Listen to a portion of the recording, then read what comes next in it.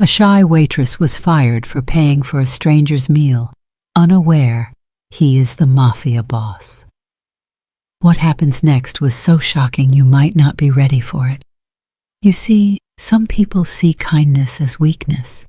For Cherry Olsen, it was just the right thing to do. But in doing so, she lost her job and unlocked a dangerous path to a power she never knew she possessed. Before we jump back in, tell us where you're watching from. And if this story touches you, make sure you're subscribed because tomorrow I've saved something extra special for you. Now, let's continue. Cherry Olsen, with her soft black hair and bright green eyes, was known for her quiet demeanor and routine-filled life. She enjoyed her role as a waitress at the local cafe, preferring to keep to herself, away from the drama that surrounded others. The soft chime of the cafe door announced the end of her 12-hour shift. Cherry was already wiping down the last table in the corner booth, the scent of burnt sugar and old coffee hanging heavy in the air. It was 11:03 p.m. on a Thursday, and she enjoyed the simplicity of the closing routine. Her quiet, mundane life at the cafe was shattered when she decided to pay for a stranger's meal. He had walked in during the late rush, a handsome stranger who seemed entirely out of place in the neighborhood spot. He ordered a simple meal and a cup of tea, spending 2 hours simply sitting and observing. When he requested the bill, he was polite, even charming her with an easy, friendly smile that made his honey eyes crinkle at the edges. Cherry had watched him place a significant tip on the table before striding out. She had been momentarily disarmed by his appearance. Everything about the man was soft, approachable, and entirely too cute to be anything but harmless.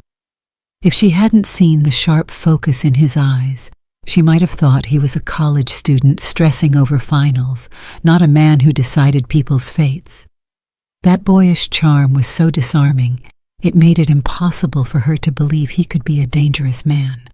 She even chuckled to herself that he probably had trouble buying a drink at a bar without flashing his ID multiple times. Then she noticed the forgotten ticket pinned under a salt shaker on the counter. The meal itself was still unpaid. Cherry's stomach tightened. The cost was small, barely $12, but the manager's rules were absolute. Any unpaid bill came directly out of the server's wages. Instead of reporting the forgotten transaction, which would have meant a long, frustrating confrontation with her manager and the inevitable loss of money regardless, she pulled out her worn wallet.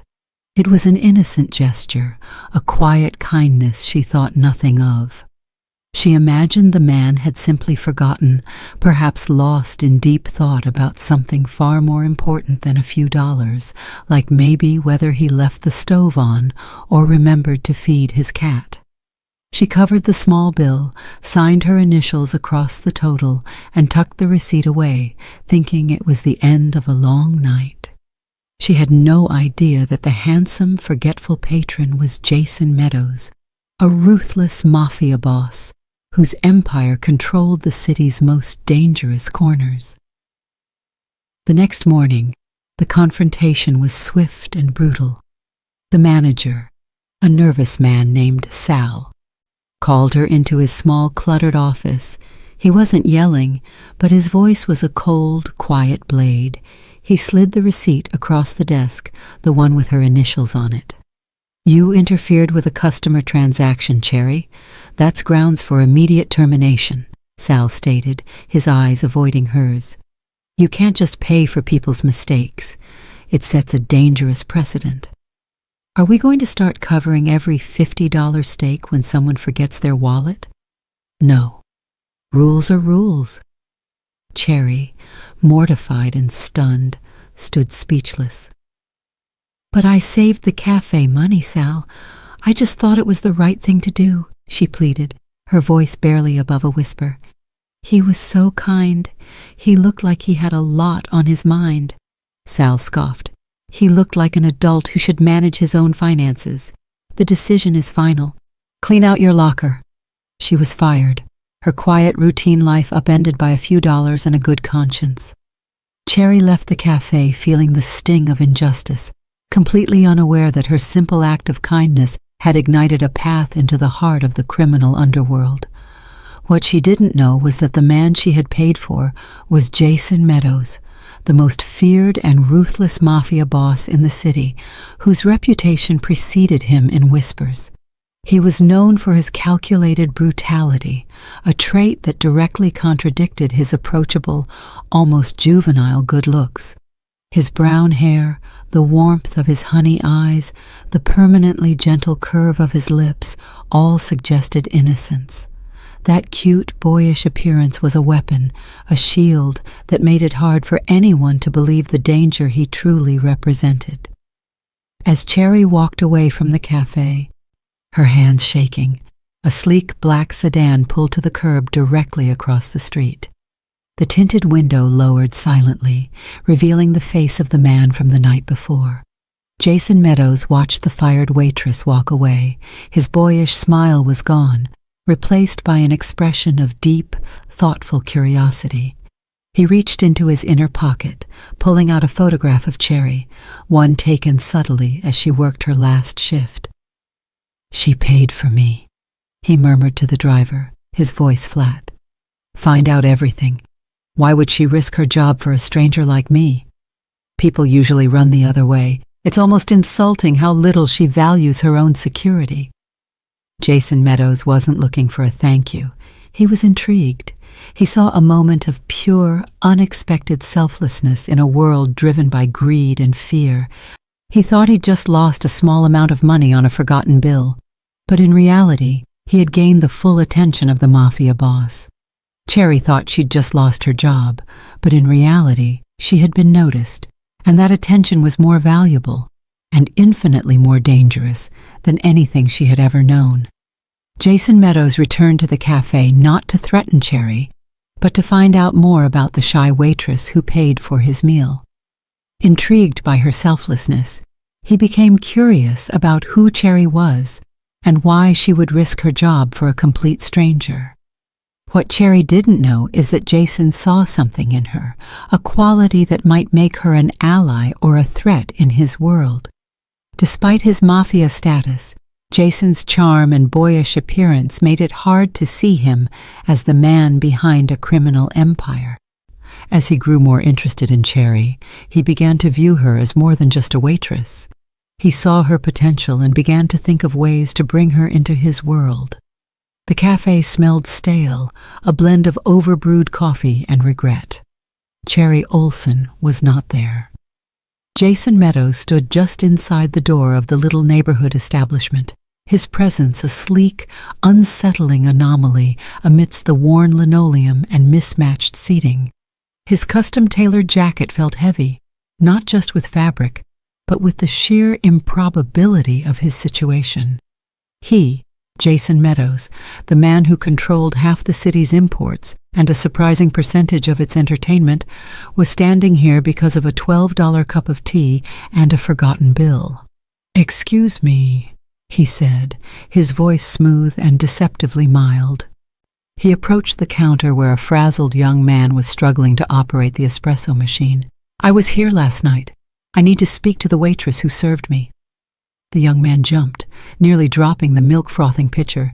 He looked up at Jason. Jason's brown hair was perfectly styled, and his honey eyes held that open, innocent gaze that always made people assume he was someone's harmless, rich, younger brother.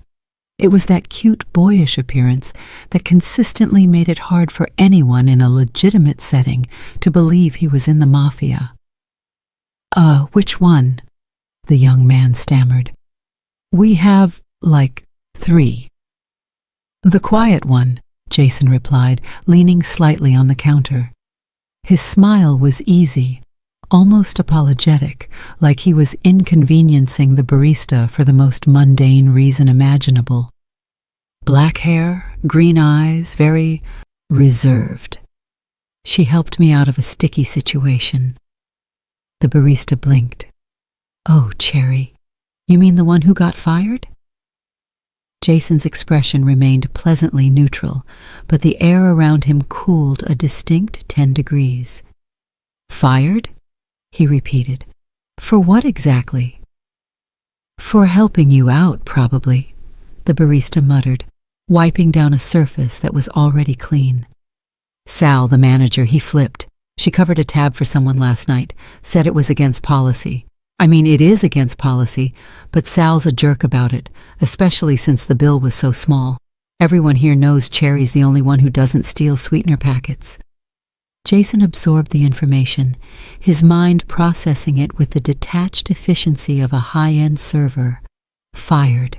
She had risked her sole source of income and subsequently lost it for him. It was an act of genuine, irrational kindness, an anomaly that defied every equation of self-interest Jason's world was built on.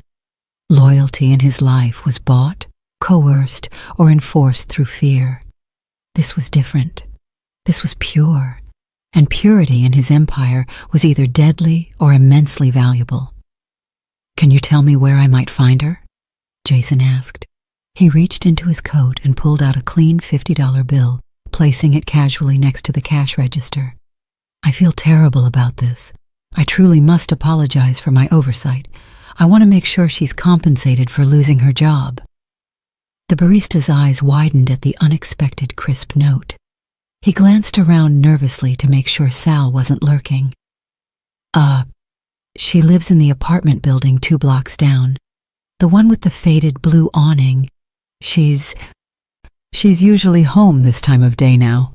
Excellent, Jason said, picking up the receipt the barista had pointed to. The scrawled initials, CO, were circled in red pen. He folded the receipt carefully and tucked it into the same pocket where he kept his most sensitive business notes. Tell Sal that the person who left the bill was me, and that I deeply regret his policy on basic human decency. Have a nice day. Jason turned and walked out. The moment he stepped onto the street, his demeanor shifted from charming patron to focused predator. He was on a mission, one that was far more interesting than his pending meeting with the city councilman who needed encouragement to vote the right way. 2 blocks later, Jason stood outside a tired 3-story building. The blue awning was indeed very faded. He ascended the worn stairs and located apartment 3B. He took a deep breath, smoothed the front of his jacket, and put his boyish smile back on. It was a mask he wore well. It was the face of a man who would offer you a loan, not one who demanded obedience from hardened criminals. It was precisely the kind of face that made it hard for anyone, especially a shy waitress, to believe he was in the mafia. He knocked softly. The door opened a crack, secured by a chain. Cherry peered out. Her green eyes were wide with suspicion, and her black hair was slightly ruffled, suggesting she had been curled up on the couch. "Can I help you?" she asked, her voice small. Jason inclined his head politely. "Cherry Olson? I am Jason Meadows. We met last night at the cafe." Her eyes narrowed slightly, then widened again as she recognized him.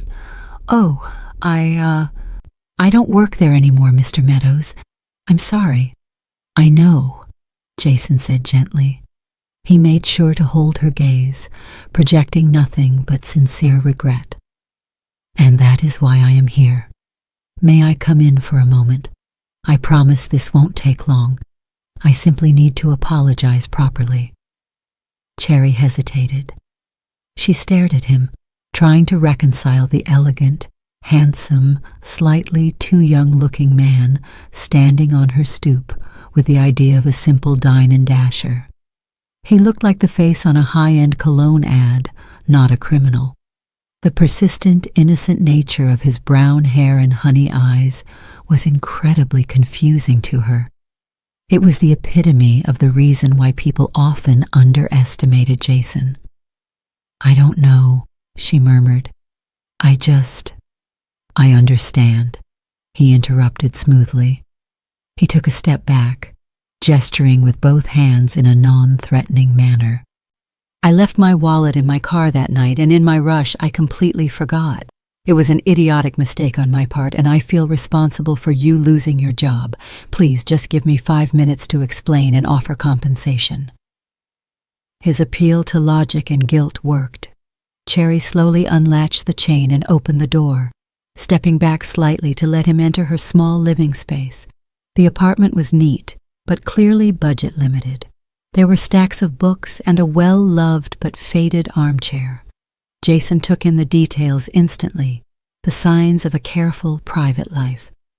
"Please, have a seat," Cherry offered, gesturing toward the armchair. She perched nervously on the edge of a simple wooden dining chair. Jason sat down, resting his folded hands on his knee. "Thank you, Miss Olson. I want to be completely honest with you. The money you covered for my meal was trivial, but your act was not. It was significant. You sacrificed your job for a complete stranger. That kind of selfless action is incredibly rare." Cherry flushed. "It was only $12, and I would have lost the money anyway, so I figured, why not keep a little faith in humanity?" She gave a weak smile.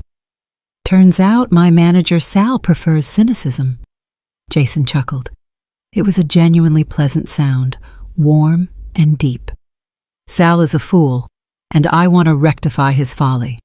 He pulled out his wallet this time, a slim leather holder that was not flashy, but looked expensive. He didn't pull out the 50 he used on the barista. Instead, he placed a stack of $100 bills neatly on the small coffee table. Cherry stared at the money. It was more than 2 months' rent. "Mr. Meadows, I can't take that." "It's not payment for the meal," Jason explained patiently. "It is compensation for the lost job. Consider it a severance package from my conscience. Take it. It's the least I can do." "But it's too much," she insisted, shaking her head. "I don't even know you, and I only covered $12. This is ridiculous." Jason leaned forward, his honey eyes suddenly intense, though still framed by that disarmingly cute face. "Exactly. You don't know me, and yet you extended kindness. That is what interests me. In my world, Miss Olson, people rarely act without an angle, a motive, or an immediate expectation of return. You acted purely." He paused, letting his gaze hold hers. "I am not who you think I am, Cherry. I am not some forgetful student or a busy executive. I run things, large things. Things that require absolute loyalty, sharp judgment, and people who can see past the immediate cost to the true value of an action." Cherry's breathing hitched. His words were vague, yet carried a specific heavy weight. The shift in his tone from apologetic neighbor to something commanding was subtle but jarring. I don't understand," she whispered. "Let me be clearer." Jason picked up the remote for her small television and set it down with deliberate precision, showing he was entirely in control of the situation, even over mundane objects. "I am Jason Meadows. I run the organization known informally as the Vesper Group. We control logistics, protection, and investment throughout this region. Simply put, I am what people refer to as a mafia boss." The words hung in the air, heavy and absurd. Cherry stared at his face, the cute boyish charm of his features making the confession sound like a bad joke. He looked like he should be ordering an ice cream sundae, not overseeing criminal operations. "That's—" Cherry started, then shook her head. "That's impossible. You look like you're 25. Jason offered a wry smile. "I assure you I am older than I look, and significantly more capable than my appearance suggests. That, Miss Olson, is a tool, and it is precisely why people make mistakes around me. It makes it hard for them to believe I am in the mafia. My enemies think I'm a soft touch until it's too late." He gestured to the money again. "That is not a payoff, Cherry. That is the entrance fee to a proposal. I didn't come here to compensate you. I came here to recruit you." Cherry recoiled slightly. "Recruit me? For what? To wait tables at your organization's headquarters? Jason laughed, a genuine chest-deep sound that eased some of the tension. Hardly, though I am sure you would be the most honest server we've ever had. No, I need people I can trust, Cherry. Not just people who fear me, but people who possess a core moral compass strong enough to risk something for nothing. That is invaluable in my world, where everyone has a price and everyone is for sale. I don't have a core moral compass that includes illegal activity, Cherry stated firmly, finally finding her voice. Ah, but you do. You just used it to cover a stranger's tab instead of turning him over to your manager, Jason countered instantly. You demonstrated loyalty to a principle, decency. Imagine if you applied that same principled loyalty to something that actually mattered, something that could genuinely change your life. He leaned closer, his voice dropping to a persuasive, near-intimate level. I am offering you a job, Cherry, a role far removed from waiting tables. You won't be moving product or enforcing protection. I need an assistant, an organizational manager, someone who handles the internal structure of my legitimate fronts, who manages accounts, and who provides absolute, uncompromised honesty and discretion. You have black hair, green eyes, and you are so shy you almost blend into the wall. You are invisible, smart, and apparently immune to petty greed. That is the perfect combination for an advisor. The absurdity of the situation hit Cherry. She had been fired from her low-wage job for an act of charity, and now the head of a major crime syndicate, who looked like he should be posing for a graduation photo, was offering her a high-level corporate position. You want me to work for the Mafia, she summarized flatly. Doing paperwork. Doing important paperwork, Jason corrected smoothly. The kind that keeps my legal investments clean and my illicit operations protected. Think of it as high stakes, high reward accounting. Your shy nature makes you perfect. Nobody looks twice at the quiet, black-haired woman with the green eyes who just brings the coffee. And if I say no? Cherry challenged, her heart pounding a frantic rhythm against her ribs. Jason smiled again, that easy, boyish smile. Then you keep the money, and I disappear. I'm a busy man, Cherry. I don't threaten innocent people who show me kindness.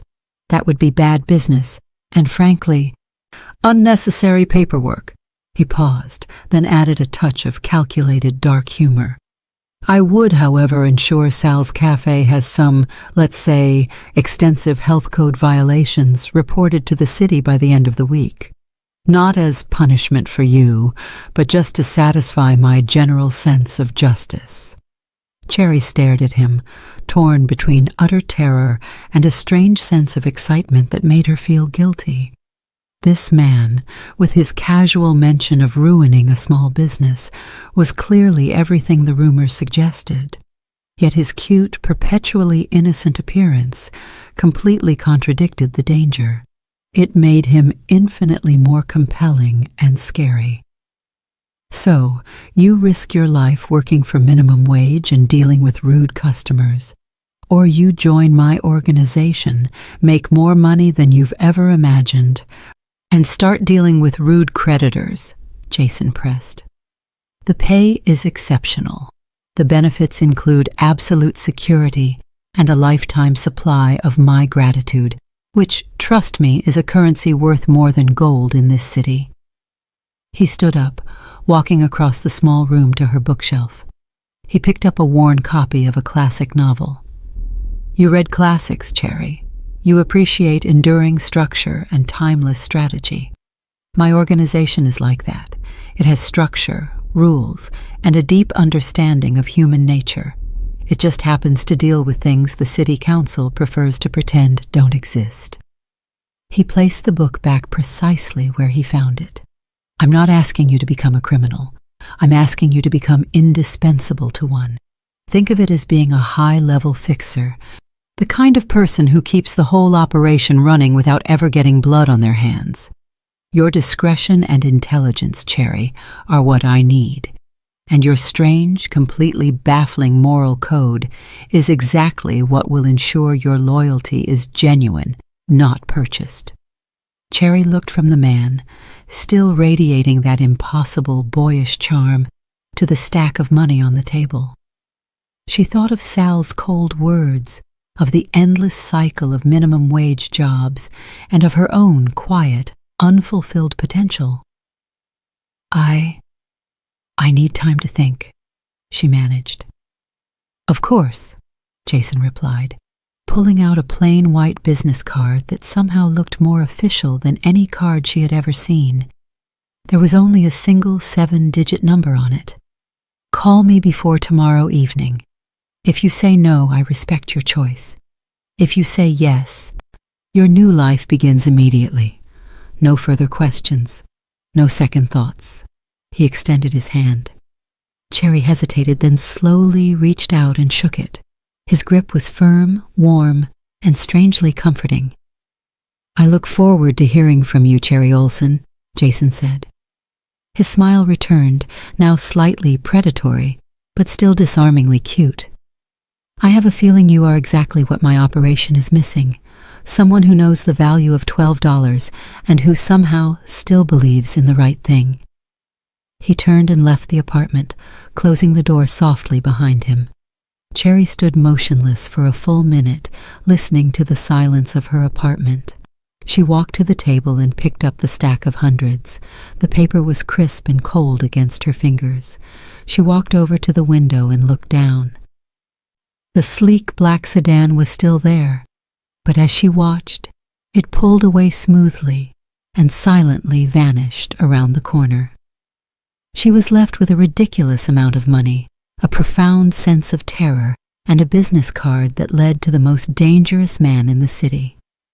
A man whose boyish appearance was a genius-level piece of camouflage, making his ruthless power hard to believe. She knew, with a certainty that chilled her, that this was the choice: return to her quiet, dead-end life, or leap into the deep, glittering, terrifying chaos of Jason Meadows' empire. Her quiet nature was about to be tested in ways she never imagined. What she thought was a random act of kindness had instead turned her life upside down and made her the focus of Jason's intense, calculating attention. The call came precisely at 6:58 p.m. the following day, 2 minutes before Jason Meadows' deadline. Cherry had spent the last 24 hours walking the tightrope between terror and a sudden, exhilarating curiosity. The money still lay on her coffee table, a physical embodiment of the absurd choice she faced: poverty and safety, or wealth and imminent danger. She was still reeling from the fact that the man who wanted to hire her to handle criminal accounts possessed such a cute, boyish appearance, making his ruthlessness seem like an elaborate, highly improbable joke. She answered on the second ring, her voice barely a breath. "Hello? Cherry Olsen, punctual, I appreciate that." Jason's voice was calm, resonating with a practiced authority that made the criminal underworld feel as mundane as a tax firm. "Have you reached a decision regarding the open organizational management position?" Cherry closed her eyes.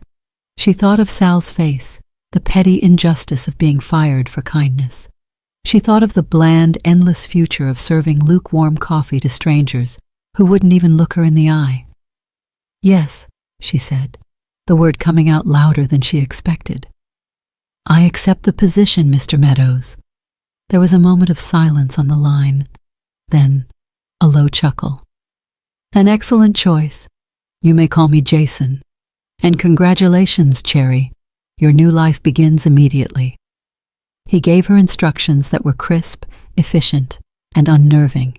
She was to pack a single suitcase with clothes suitable for a corporate environment and be ready in 1 hour. A car would pick her up. There were no emotional assurances, only logistics.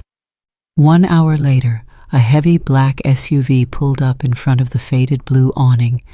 It wasn't the same sedan Jason had driven. The windows were deeply tinted, and the vehicle looked less like transportation and more like an armored extension of the road. Two large men in dark, conservative suits stepped out. They were professional, silent, and radiated the kind of controlled danger that confirmed every fear Cherry had about Jason's true line of work. Cherry walked out with her single suitcase. Her black hair was pulled back neatly, and her green eyes, while apprehensive, held a flicker of resolve. She approached the men. "Cherry Olson," she stated simply. The larger of the two gave a curt nod. "Miss Olson, we have your bag." He took the suitcase and placed it in the trunk with surprising care. He never once smiled or attempted any small talk. They ushered her into the back seat, and the SUV moved off immediately, blending into the evening traffic as if it were simply another luxury vehicle heading to a late business meeting. The drive was 20 minutes of quiet tension. Cherry looked out the window, trying to memorize the route, a futile exercise given the city lights blurred together and her nerves were frayed. Finally, they pulled up to a towering modern building downtown. It was sleek, made of steel and dark glass, the kind of structure that housed global investment banks, not mafia operations. They entered through a private underground garage that was clean and brightly lit, requiring multiple keycard access points. The sheer professionalism of the security was the first indication of the scale of Jason's empire. This wasn't a back alley operation. This was a sophisticated business that simply traded in illegal commodities. An elevator whisked them silently to the penthouse floor. When the doors opened, Cherry stepped into an environment that redefined luxury and control. The main room was vast, furnished with sleek, minimalist furniture. It overlooked the entire city, a dizzying landscape of lights and shadows. Standing by a large, understated desk was Jason Meadows. He was dressed in tailored slacks and a white shirt, sleeves rolled up just past the elbow, revealing forearms that looked surprisingly strong. He still possessed that completely bewildering, cute boyish appearance, and Cherry had to actively suppress a laugh at the absurdity of the scene. The city's most feared criminal boss looked like he should be leading a college debate team. "Welcome, Cherry," Jason said, walking toward her. He didn't offer his hand this time, his greeting purely professional. "This is your new office and your new reality." He gestured to the room. "Up here, everything is legal. We run a consulting firm, a number of real estate holdings, and a legitimate logistics network. Down in the infrastructure, we run things that are decidedly less legal. Your role, initially, is to manage the flow between the two. You will be tracking investments, reconciling the legitimate books, and ensuring that funds flow in a way that minimizes external scrutiny." He led her to a smaller adjoining office that was immaculate and outfitted with cutting-edge technology. "This is yours. It has hardened communications, secure lines, and your new laptop. You will be working directly under me, reporting only to me. Discretion is absolute. Loyalty is not merely expected. It is the bedrock of our survival." He turned, leaning against the doorway, observing her. "You will be privy to things that are not publicly known. You will see numbers that will shock you. You will occasionally encounter people who will not be as polite as I am. But you will be safe. I protect my assets, Cherry, and you are now a considerable asset." "What about my old life?" she asked, her voice barely a squeak. "My apartment? My things?" "Your old life is gone. Your lease is being settled. Your few necessary belongings will be moved here," Jason stated matter-of-factly. "You live here now. This floor is entirely secure. The two men who brought you up, Vincent and Luca, are your security detail when you leave the building. They are loyal only to me. Think of this as a very exclusive, well-paid witness protection program." He walked her through the workspace. explaining the complex software she would be using. He spoke of assets, shell companies, and revenue streams with the practiced ease of a CEO discussing quarterly earnings. It was during this impromptu training session that Cherry realized the true depth of his intelligence. He was exceptionally smart, articulate, and completely devoid of the usual arrogance that accompanies such power. "I need you to look at this spreadsheet," he instructed, pulling up a dense financial document. "This details the earnings from our, logistics operation last month. Now trace the path of the revenue designated Project Nightingale and tell me why it should not be filtered through our Cypriot holding company this quarter." Cherry, despite her nervousness, leaned in. Numbers had always been her comfort zone. Within 10 minutes, she saw it. The proposed path was a common oversight, a logical but ultimately predictable step that would expose the revenue to a higher level of international financial monitoring. "The volume is too high for the typical consulting fee designation used by the Cypriot company," Cherry explained, pointing to a column. "It exceeds the established 3-year average by 40%. It should be split between the holding company in Lisbon and the new property acquisition in Geneva. That provides distance and makes the individual transactions appear to be routine property development costs." Jason stared at the screen, then at Cherry. The boyish curve of his mouth stretched into a genuine smile. "Exactly. Most people would just follow the line of least resistance." "You saw the external risk inherent in the logical path. Good. You're thinking like a manager, not a bookkeeper." He straightened up, his eyes flashing with approval. "You are proving to me that risking my empire on a waitress who paid for my tea was a stroke of genius. It truly is hard to find someone who uses their brain in this line of work. Most of my associates rely on brute force, which, while effective, is messy and leads to paperwork." Cherry felt a strange mix of pride and fear. She had solved a complex financial puzzle for a mafia boss. This was her life now. "I still don't understand why you forgot to pay in the first place," she ventured, unable to hold the question back. Jason's expression clouded over for a moment, then he sighed. "A genuine, embarrassing mistake. I was receiving an urgent update on a competitor's movements through my earpiece, and I was distracted. In the grand scheme of things, my brain was preoccupied with a multi-million-dollar territorial conflict and ensuring several individuals were relocated. A $12 meal simply slipped my mind. It's the most mundane crime I have committed in a decade, and it cost you your job. The irony is not lost on me." He shook his head, looking briefly exasperated. "My entire organization is built on efficiency, yet I can't even remember to pay for a cup of tea." He then looked at her, his eyes serious. "Your first task, Cherry, is to establish a secure, separate personal account for me, one that is utterly clean and managed by you alone. Its sole purpose will be to handle small, personal expenditures so I never accidentally skip a tab again. The embarrassment of losing an asset like you over a forgotten meal is a liability I cannot tolerate." He paused. "Consider it my comedy relief, if you will. The mafia boss who needs a personal piggy bank because he keeps forgetting his lunch money." He then transitioned back to business instantly. "For tonight you will familiarize yourself with the data. Your bedroom suite is through that door. It has everything you need. You are to treat this office as your home and your fortress.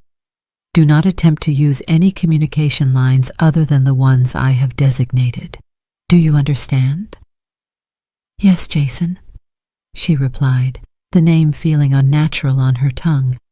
He nodded once, satisfied. "Good. Loyalty, Cherry. You showed it to a principal. Now show it to me. And you will have a life of security and influence. Fail me, and there is no need to worry about the consequences, because you won't see them coming."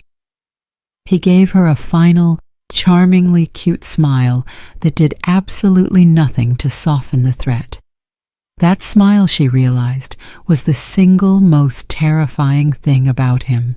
It made it hard to believe he was in the Mafia, which made it impossible to predict his next move.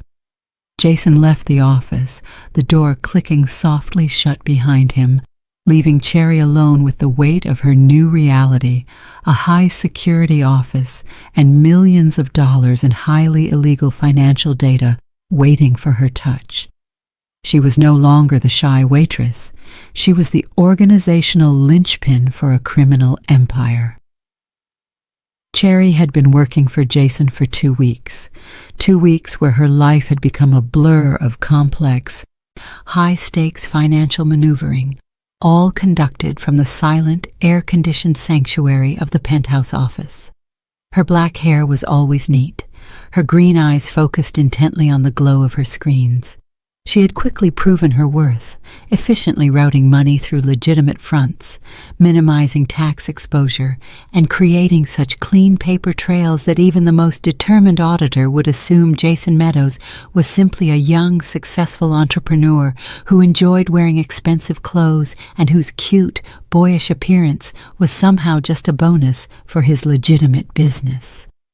The illusion of mundane high finance was shattered one overcast Tuesday afternoon.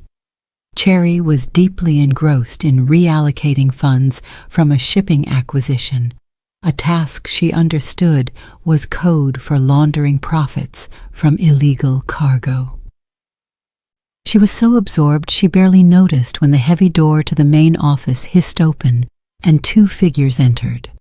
Jason and a man she recognized as one of his mid-level security contractors, a large, taciturn man named Silas.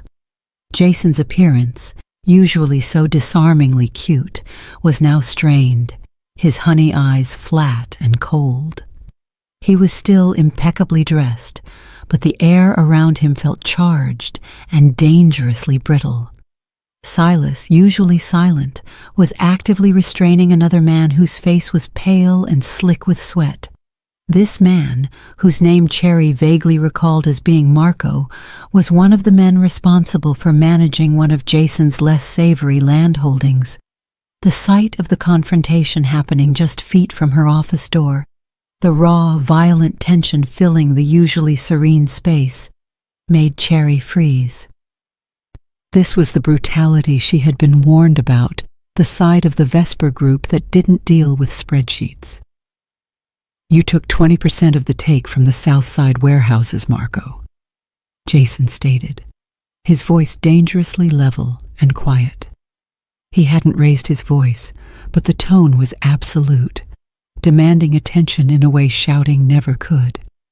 He walked over to his large desk, placing his hands flat on the polished surface. Even in this moment, his cute, boyish features made the accusation sound surreal, like a child accusing a friend of stealing a toy, not a mafia boss confronting a thief who had jeopardized an entire operation.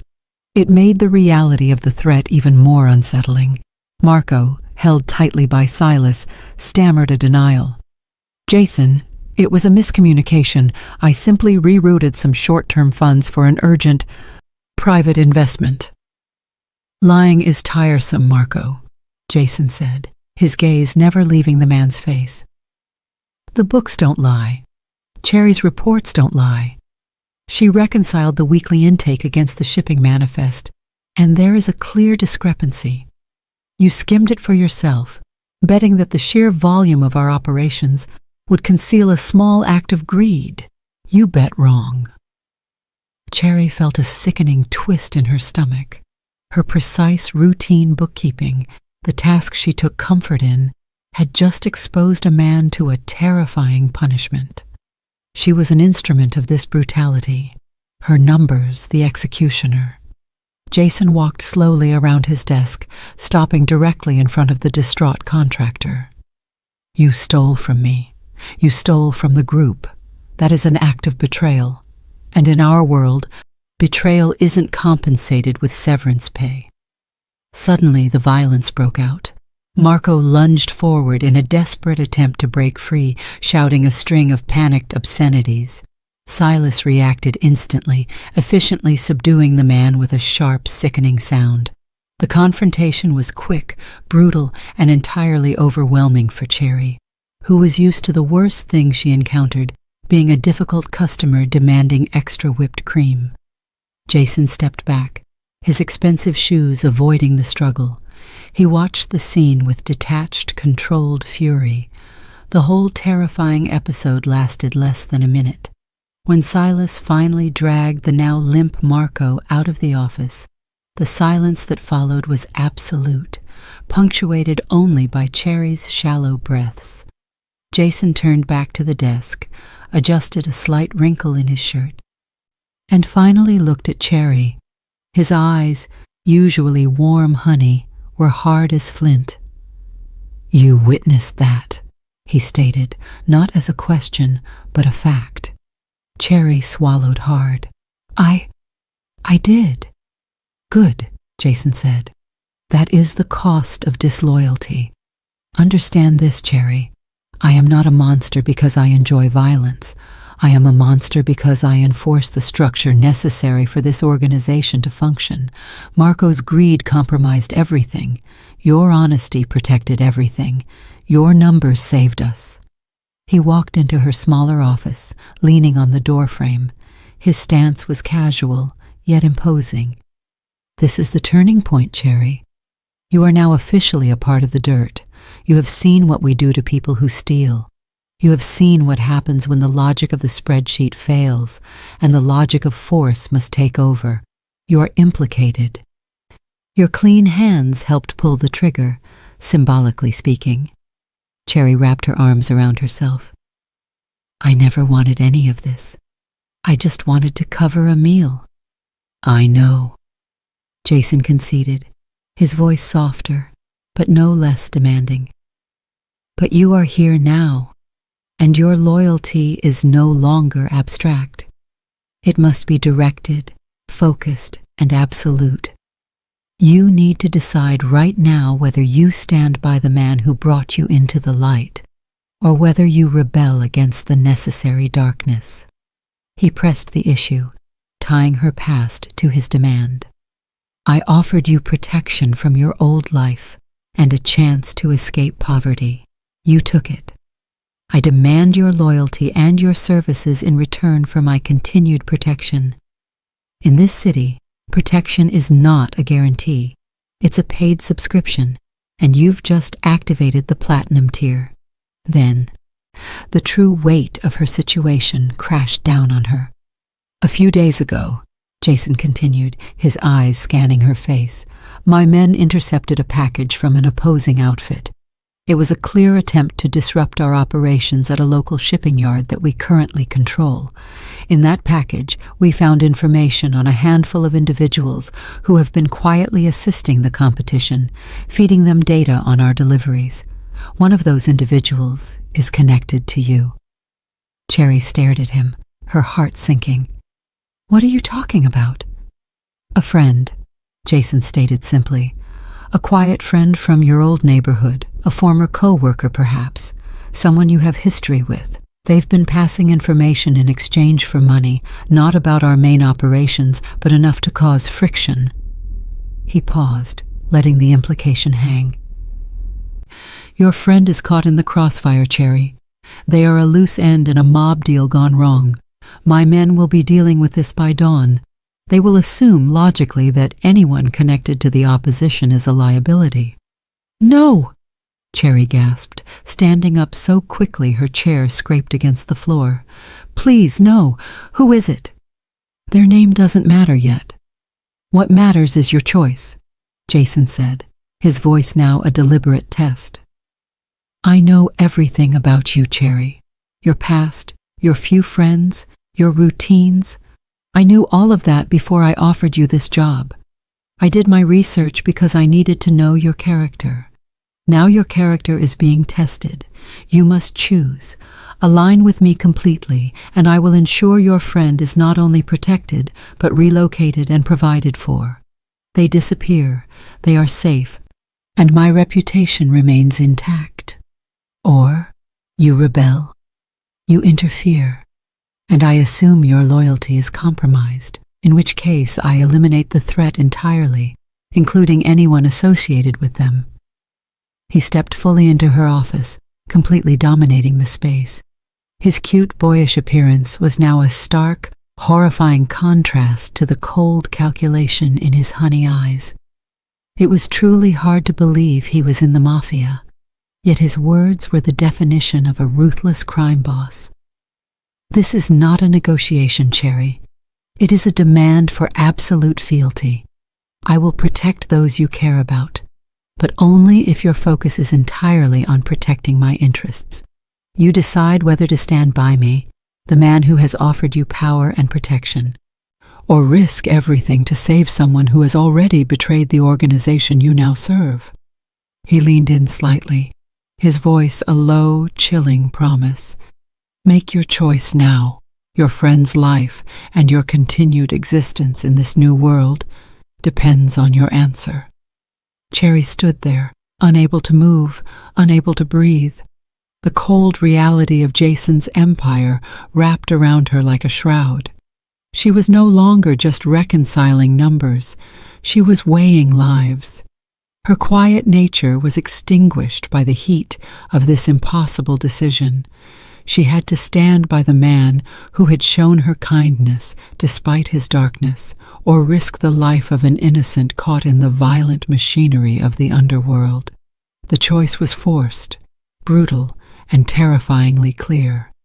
The name hung in the terrifying silence of the penthouse office, unspoken yet screaming in Cherry's mind. A friend. Someone from her past, dragged into the brutal currents of Jason Meadows' empire, not because of greed or ambition, but simply by proximity to her. The air in the room was thick with the scent of high-grade fear, and Cherry felt the full, crushing weight of her decision. Jason stood there, motionless, his cute, boyish appearance making the ultimatum he had just delivered all the more monstrous. His honey eyes, usually so disarmingly warm, were now the color of cold, polished amber, observing her reaction with clinical precision.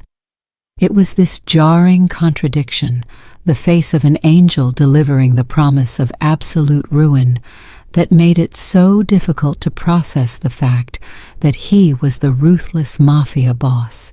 His appearance was the ultimate psychological tool. I need an answer, Cherry, Jason prompted, his voice retaining that low, measured cadence that somehow sounded more dangerous than a shout. Sentiment is a luxury we cannot afford. Your friend made a poor choice, driven by desperation, and they are now a recognized liability. I am offering you the chance to convert that liability into an asset of loyalty. One single word from you determines their fate. Cherry's mind raced, a frantic search through her meager list of past acquaintances. Who was desperate enough for money to risk betrayal? It didn't matter. The person was real, their danger immediate, and she was the only shield. Her entire life had been about avoiding attention, about staying small and kind. Now she had to commit to the greatest act of violence against her own values to save a life. She thought of her manager, Sal, firing her over $12, a petty injustice that seemed laughable compared to the abyss she now faced. She thought of Jason's immediate protection, the immense security of the penthouse, the endless stream of wealth that flowed from her fingertips. He hadn't lied. He had provided security and opportunity. He had also shown her that the price of that security was the absolute surrender of her moral independence. "Who is it?" Cherry finally asked, her voice trembling slightly, but firming with resolve. "I need to know if they were coerced, if they understood the depth of the betrayal." Jason raised a single eyebrow, a faint flicker of approval crossing his face. "A good question.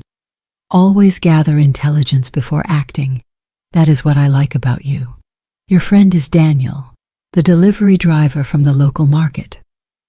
He's been passing manifest times to the Salerno crew, not realizing they would use it to ambush our goods. Daniel. Cherry remembered him, a perpetually overworked young father, always struggling to make ends meet, always kind to her at the cafe, a victim of circumstance, not a criminal mastermind. He's not malicious. He's just poor, Cherry pleaded. Irrelevant, Jason replied without emotion. Poverty is an excuse, not absolution. Betrayal is final. However, your intervention changes the calculus. If you can provide me with absolute assurance of your continued unwavering service, Daniel lives. He vanishes, receives a substantial sum to start over elsewhere, and is officially removed from all active threats. His existence becomes a secret we share, a tether of loyalty between us. Cherry looked at the pristine, high-tech desk where she had just spent hours safeguarding millions of dollars in illegal earnings. She looked at Jason, who looked more suitable for a high school musical than for delivering threats of execution. It was the ultimate, sick, twisted moral dilemma. I choose loyalty to you, Cherry said, the words heavy and metallic in her mouth. She felt a profound shift, the breaking of a barrier inside her. I will do whatever is necessary to protect the structure of your organization and ensure its secrecy. But in return, I expect you to uphold your end. Daniel must be entirely safe, and he must never know that I was involved in this decision. Jason smiled then, a small, genuine curve that made him look his actual age, perhaps even younger. It was a smile of pure satisfaction, not malice.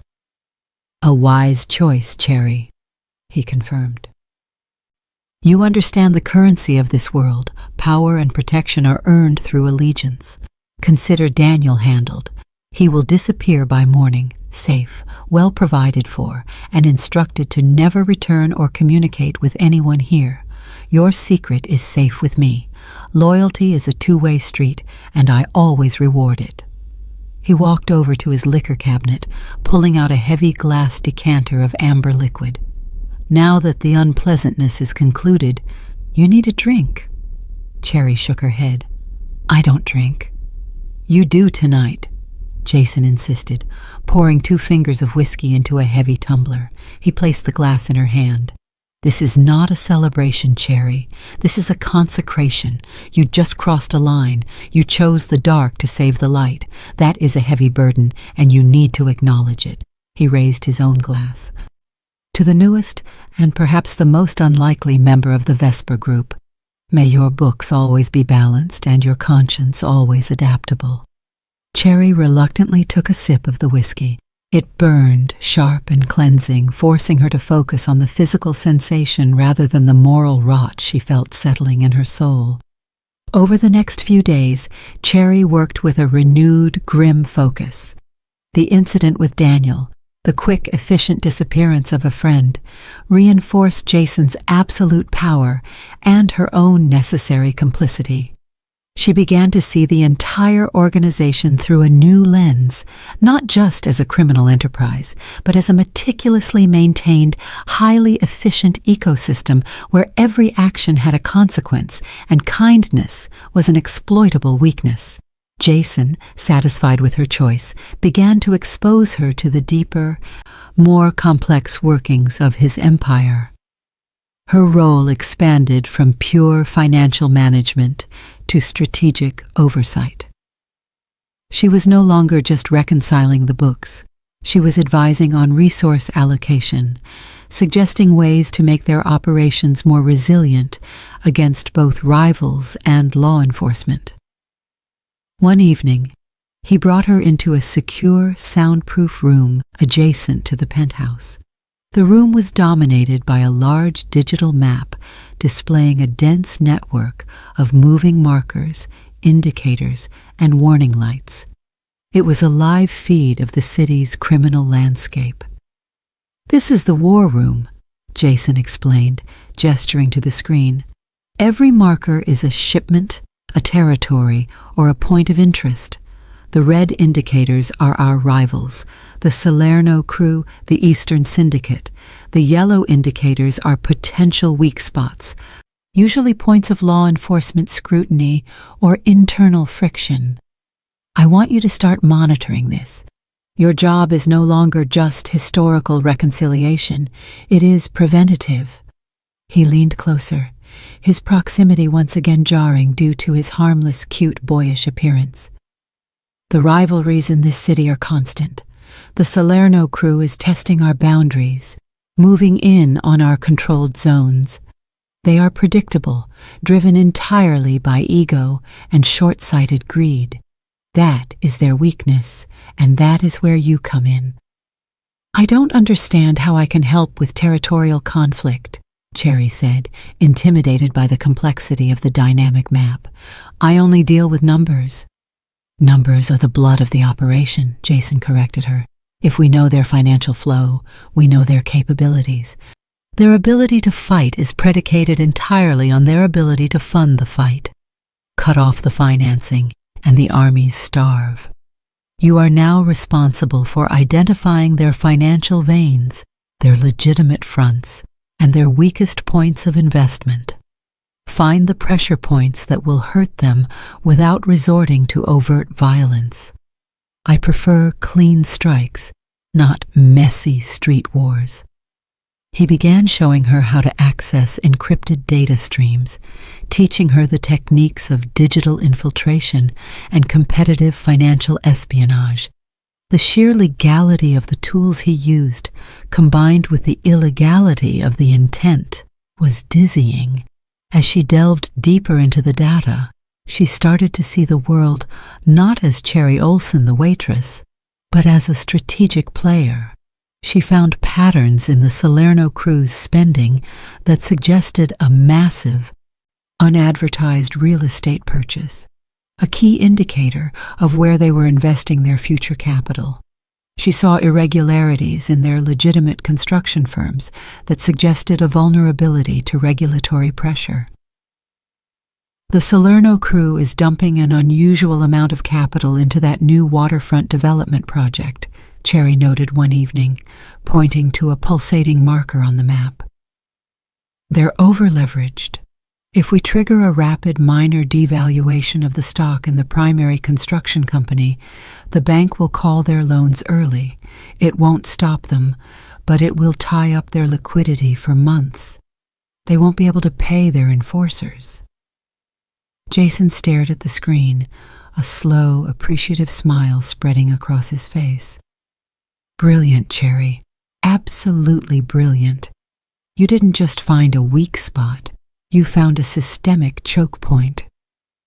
And all without lifting a finger or firing a single shot. That, my dear, is power. He revealed more of his own motivations then, driven by her unexpected competence. I value loyalty because loyalty is rational. Everyone in my inner circle knows they are safer with me than against me. I don't deal in petty revenge, I deal in strategic dominance. That is why I didn't punish Daniel. I used him as a tool to secure your bond. I saw your potential for loyalty, and I chose to cultivate it. He looked at her with genuine respect, still framed by that impossibly cute appearance that made him such a devastating, deceptive figure. You are learning quickly, Cherry. You are proving that your kindness was not weakness, but a profound self-assurance that allows you to operate beyond the typical greed of this world. You are becoming indispensable, but you need to understand the price. He paused, his expression turning serious. The price of my protection is that you will never be truly innocent again. You are now fully aware of the brutality and the consequences, and you must be prepared to face them. Cherry understood. She had crossed the Rubicon. She had witnessed the consequences of betrayal. She had prioritized the needs of the empire over external morals. And she had begun to master the ruthless, strategic language of organized crime. Her quiet nature was now a veneer, protecting a mind rapidly evolving into a sharp, formidable asset for the man who ruled the city's shadows. She looked at Jason, the ruthless mafia boss who looked like a slightly too innocent boy, and she felt a terrifying realization. She wasn't just working for him, she was protecting him, and in doing so, she was protecting her own power and survival. The line between right and wrong had not been blurred. It had been moved, and she was now firmly on the side of the strong. Cherry's influence within Jason Meadows' empire was no longer a secret confined to the penthouse office. It was a palpable force. She was the shadow strategist, the quiet force who could dissect a rival's financial structure faster than any of Jason's security detail could find a weakness in their physical defenses. She had transitioned fully from the shy waitress with black hair and green eyes into an integral, indispensable element of the Vesper Group's survival. Her ascent had been swift, fueled by her absolute discretion and her surprising talent for cold, calculating logic. The transformation was evident in how Jason treated her. His initial curiosity had morphed into a deep, calculating respect. He no longer issued orders. He presented problems and waited for her highly detailed, often ruthless, solutions. The tension between them, however, was also rising, now rooted not in fear, but in the power dynamic of two sharp minds constantly testing the boundaries of their shared control. One cold evening, Jason was restless. He paced the length of the penthouse, his movements agitated, a rare sight for a man who personified control. His cute, boyish appearance was, as always, a stark mask over his tension, making his stress seem almost juvenile. Yet the aura of danger radiating from him was intense. It was difficult to reconcile the image of the handsome young man with the man who was currently plotting a major strategic move that would impact the entire city. It was the brilliance of his deception. It made it hard to believe he was in the mafia, right up until the moment he enacted swift, unforgiving justice. "The Salerno crew is crippled," Jason announced, stopping abruptly near Cherry's desk. "Your move with the construction bonds tied up their liquid assets perfectly. They can't pay their mercenaries, and they are hemorrhaging territory. It's time for the final push. We are not just going to take their turf, we are going to absorb their entire operation." He pulled up a holographic display, mapping out a massive, multi-phased operation involving everything from seizing physical assets to neutralizing key leadership. "This is Operation Phoenix," Jason explained. "It requires coordinated strikes across 3 key sectors of the city simultaneously. It is the most critical move we have made in 5 years, designed to solidify our control entirely. If this succeeds, the Vesper Group is unchallenged." He then looked directly at Cherry, his honey eyes holding hers. "I am offering you a key role in this operation, not in execution. That's Vincent and Luca's mess. Your role will be the command center. You will be the sole point of contact between the field operatives and me. You will be managing the live data streams, providing real-time analysis, and most importantly, making critical, split-second decisions if a phase fails or a variable changes." Cherry felt a chill. This was far beyond reconciling accounts. This was direct involvement in the field operation, a position that demanded leadership and accepted direct responsibility for the consequences, including loss of life.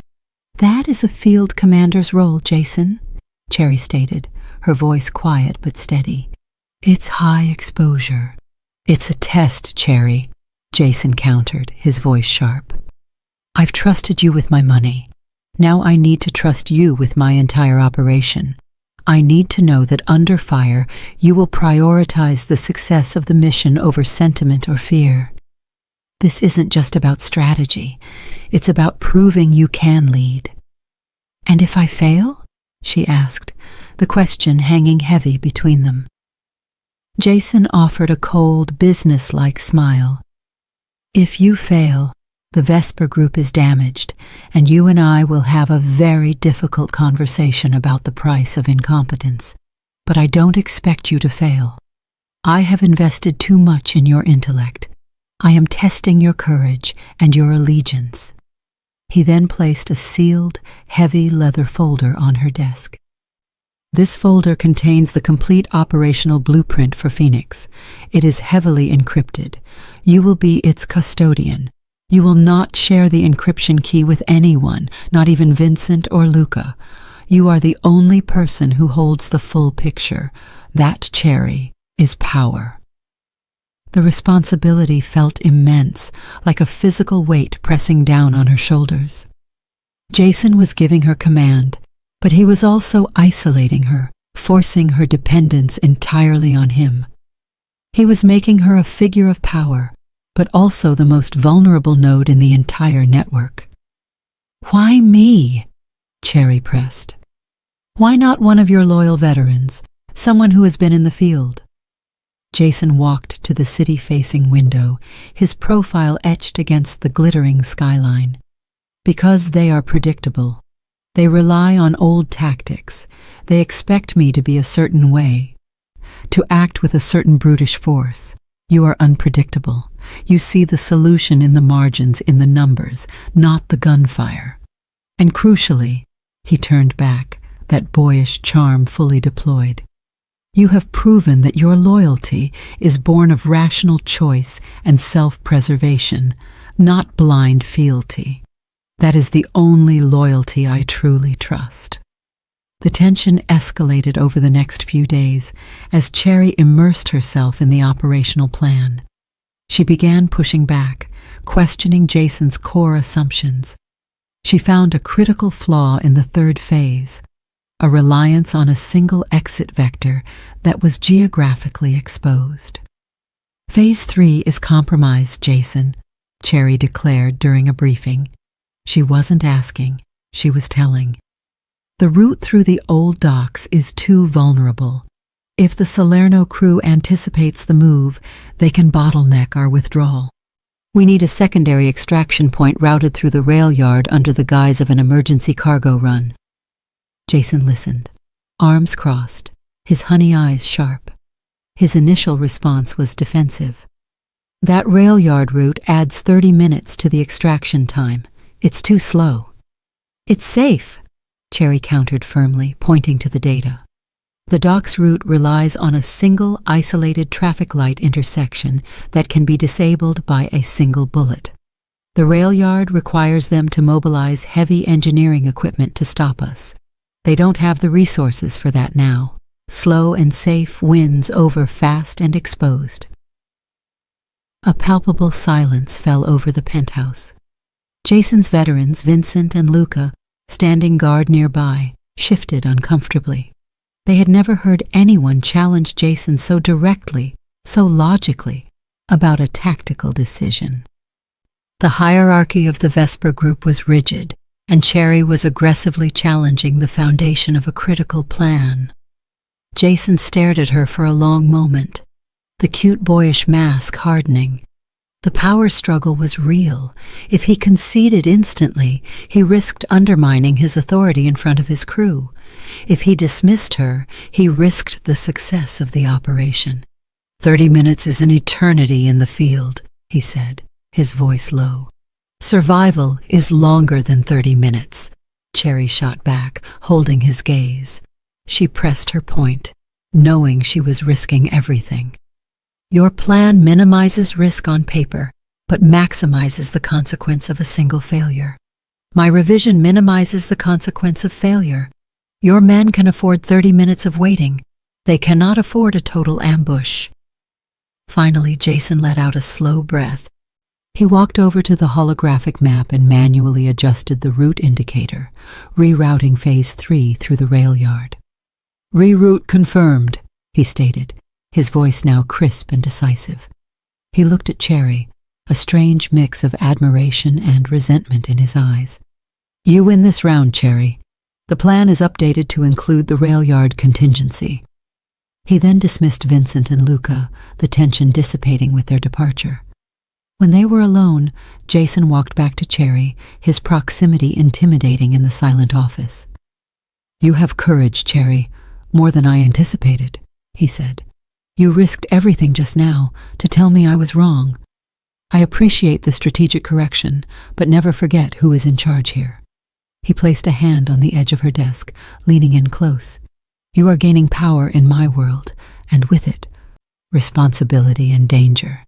I brought you here because you were an honest anomaly, but if that honesty ever turns to arrogance, or if you ever mistake your strategic value for command authority, we will have problems that no spreadsheet can solve." He straightened up, resuming his deceptive, boyish demeanor, but the underlying threat was clear. "The tension between us is necessary. It sharpens us both. But understand the dynamics. You are indispensable, yes, but I am still the Empire. Now run the new logistics through the system. We launch at midnight." Cherry watched him walk away.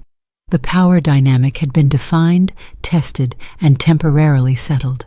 She had proved her value by challenging him and winning the tactical argument, but Jason had reasserted his dominance as the ultimate authority. Tensions between them were rising, fueled by their deepening, complicated professional reliance and the terrifying realization that they were now both bound to a shared, dangerous destiny. Cherry was no longer just his employee. She was his rival in intellect and the one person who knew the blueprint of his entire operation. The air in the penthouse was thick with the scent of ozone and high stakes. Operation Phoenix was scheduled to launch in precisely 1 hour. Cherry had spent the night glued to the holographic map, the command center lighting up the room with the ominous glow of pending conflict. She was the nerve center of the Vesper group, a woman with black hair and green eyes dictating the moves of hardened men across the city. Her quiet nature was now a shield of concentration, protecting her from the terrifying gravity of the decisions she was about to make. Jason walked in, looking immaculate despite the late hour. His tailored suit seemed designed to defy the tension in the room. His brown hair and honey eyes, coupled with his persistently cute, boyish appearance, made him look less like a mafia boss on the eve of a hostile takeover and more like a CEO about to present a benign but complex merger.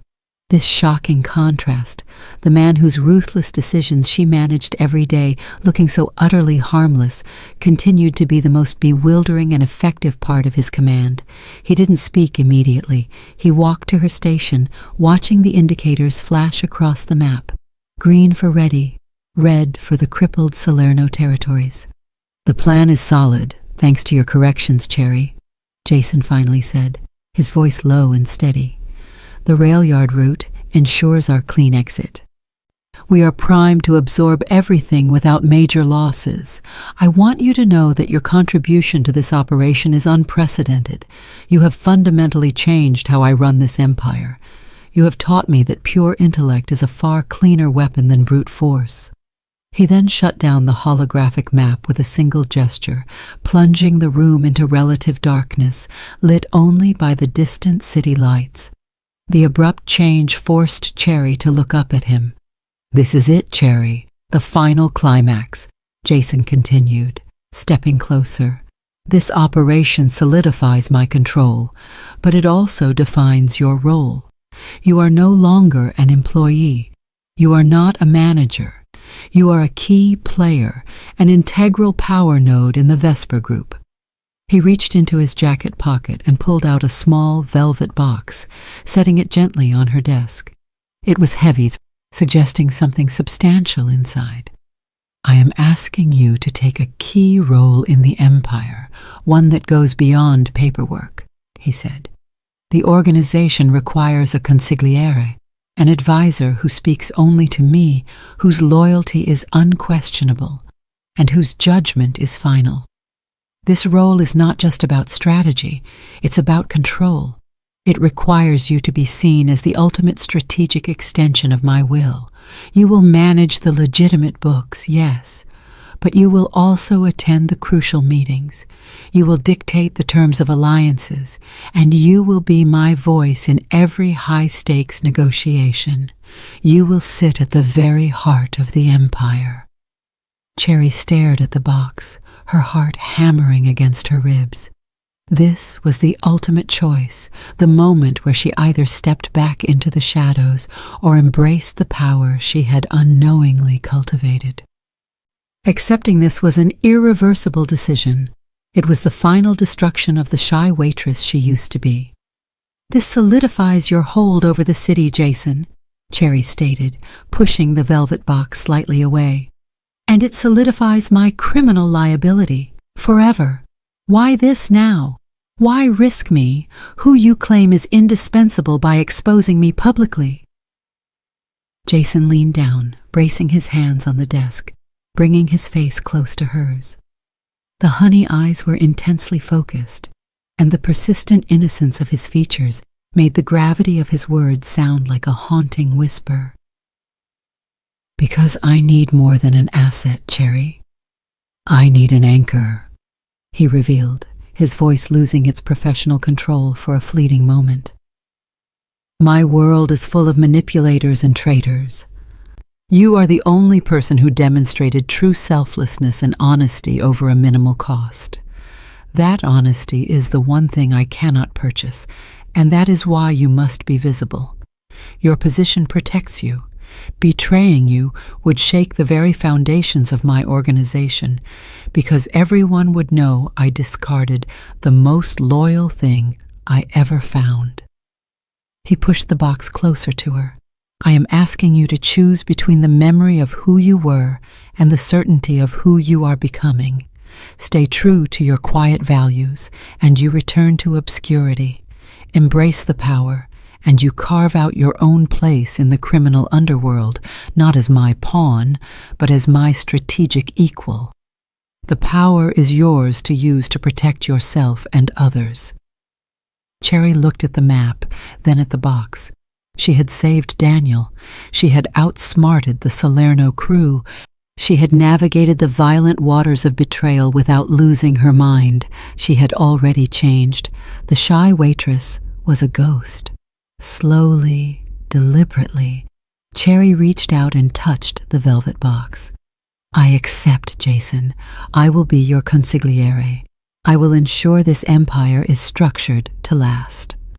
A flicker of genuine triumph crossed Jason's face. He didn't speak. He simply reached across the desk, his hand coming up to gently cup the side of her face. His thumb brushed softly against her cheekbone, a startling moment of non-verbal, intimate recognition. Cherry's green eyes widened, surprised by the abrupt shift in atmosphere. His honey eyes were fixed on hers, the heat of the moment overriding the cool professionalism they usually maintained. The air, which had been charged with strategy and threats, was now thick with a different, unspoken tension. He was close enough that she could feel the faint warmth of his breath.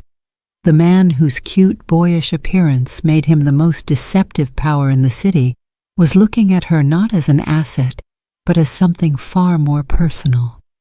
He closed the final distance between them, his touch incredibly gentle. His lips met hers in a soft, surprising kiss.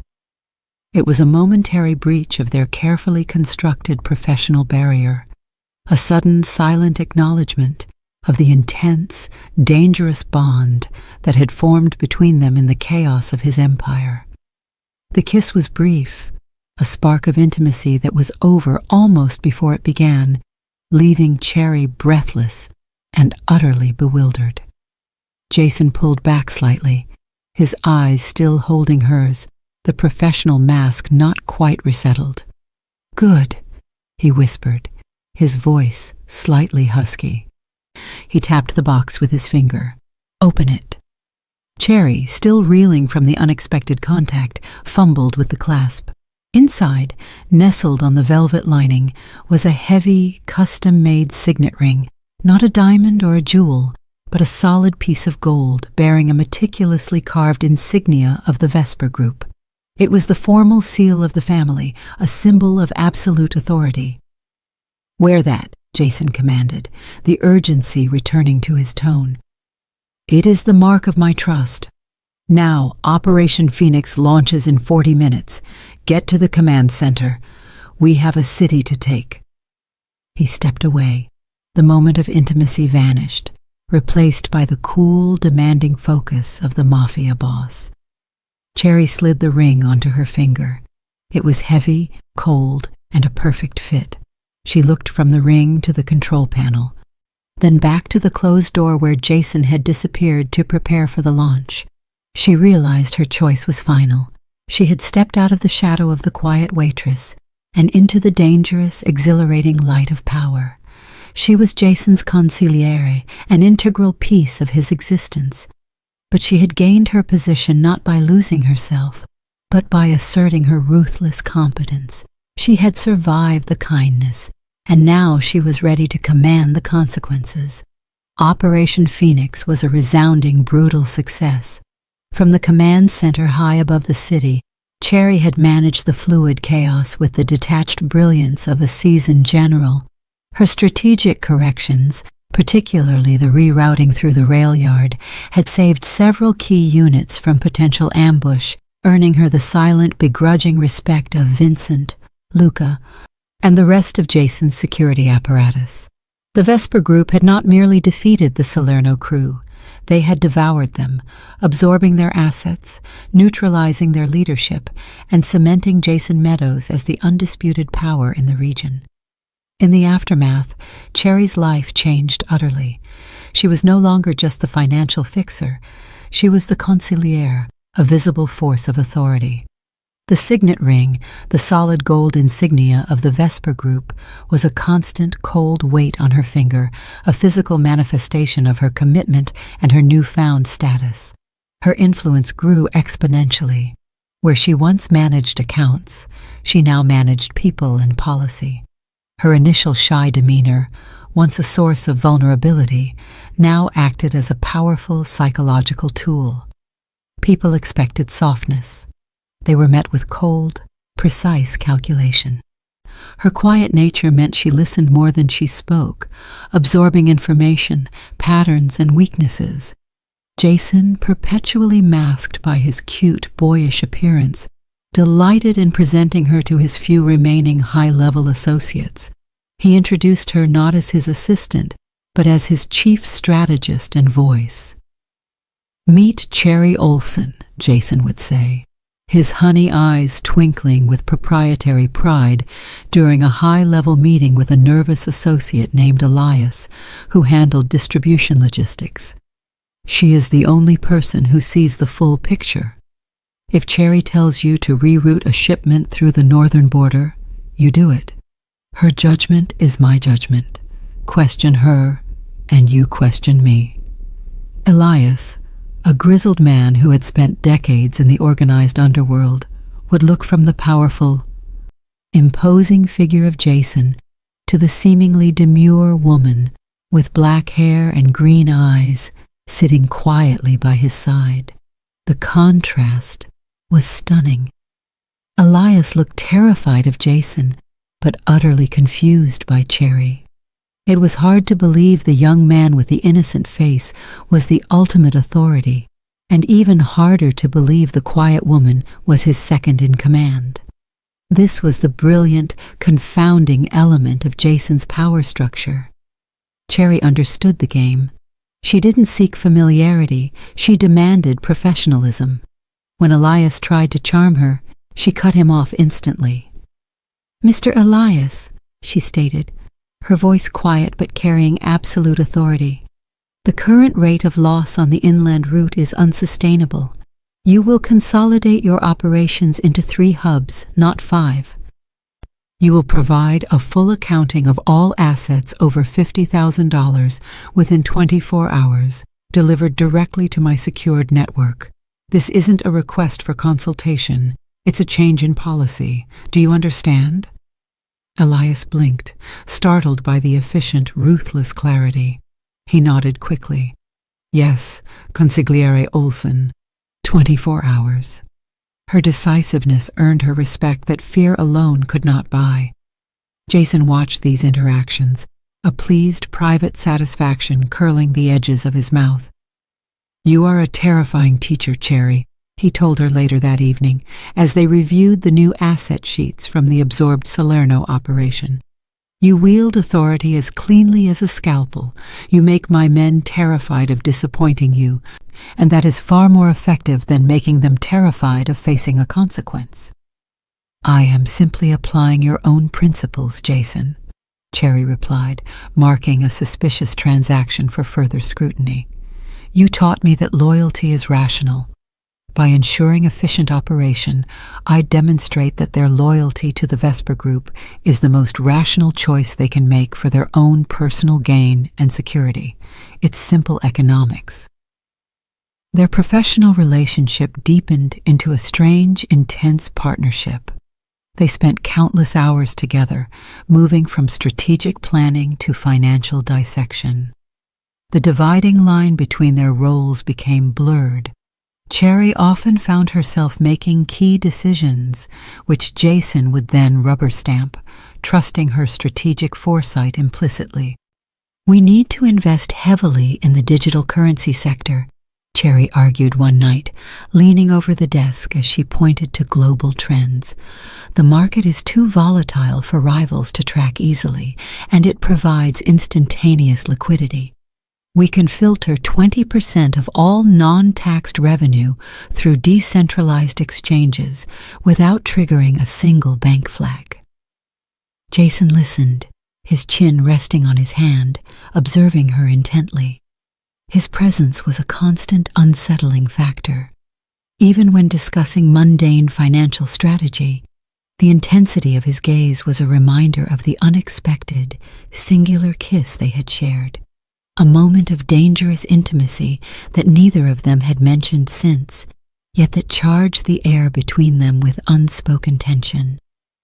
"Digital currency," Jason mused, a slow smile spreading across his face, that cute, boyish mask softening his features. "It's abstract, fast, and completely untraceable. You are thinking 2 steps ahead of every regulator. Do it. Allocate $500 million toward the immediate conversion." He trusted her with staggering amounts of capital, the power of which would have corrupted anyone else, but Cherry remained driven by the same fundamental motive that led her to cover a $12 meal: a structured, unwavering adherence to a principle. In the cafe, the principle was kindness. In the empire, the principle was order and protection. She used the power she gained to reinforce the structure, knowing that the structure, in turn, protected her.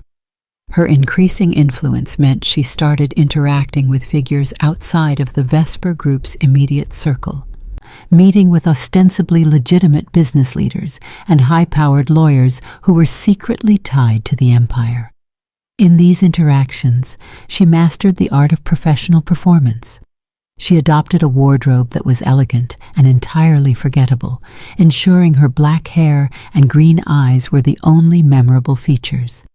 She used her quiet demeanor to her advantage, letting the loud, arrogant men of the business world underestimate her until her detailed demands stripped them of their leverage. Cherry began making subtle, positive changes within the organization itself, while maintaining the empire's essential, brutal ruthlessness towards external threats. She implemented internal structures that provided better security and compensation for lower-level members who demonstrated loyalty. She ensured their families were covered, minimizing the desperation that had led Daniel to betrayal. "You are creating a socialist regime for criminals, Cherry," Jason teased her one afternoon, watching her sign off on a new, comprehensive insurance plan for the families of their most exposed assets. "I am creating stability, Jason," she corrected him calmly. "A stable organization is one where members fear external threats more than they fear internal poverty. Loyalty is cheaper and more effective than constant cleanup. It's a long-term investment. Jason stepped closer, his honey eyes gleaming with a mixture of challenge and fascination. You are proving that you are capable of operating this empire without me. You have carved out your own space so effectively that you are now the necessary core.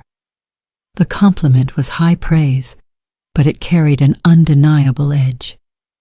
Their professional success was bringing them closer, but their individual power was pushing them into a subtle, unavoidable conflict of control.